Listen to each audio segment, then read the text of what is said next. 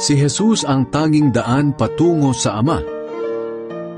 Sinabi ni Jesus sa kanila, "Huwag kayong mabagabag. Magtiwala kayo sa Diyos at magtiwala rin kayo sa akin. Sa tahanan ng aking Ama ay maraming silid.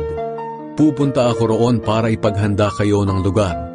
Hindi ko ito sasabihin kung hindi ito totoo.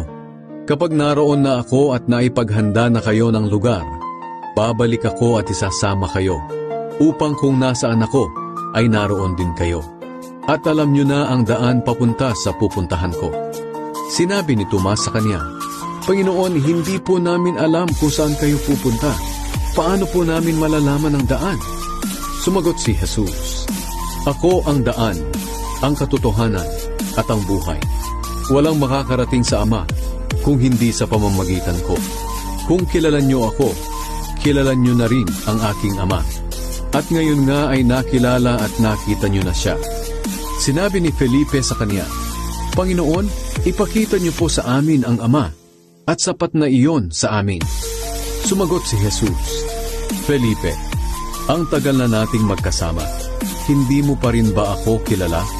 Ang nakakita sa akin ay nakakita na rin sa Ama. Paano mo nasabing ipakita ko sa inyo ang Ama?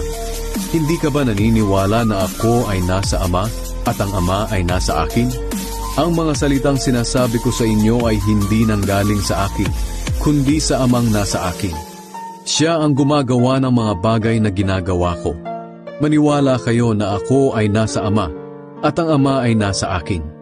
Kung ayaw ninyong maniwala sa sinasabi kong ito, maniwala man lang kayo dahil sa mga ginawa ko. Sinasabi ko sa inyo ang totoo. Ang sumasampalataya sa akin ay makakagawa rin ng mga ginagawa ko. At higit pa rito ang magagawa niya dahil pupunta na ako sa Ama. At anuman ang hilingin niyo sa aking pangalan ay gagawin ko upang maparangalan ng Ama sa pamamagitan ko na kanyang anak. Oo, gagawin ko ang anumang hilingin ninyo sa aking pangalan.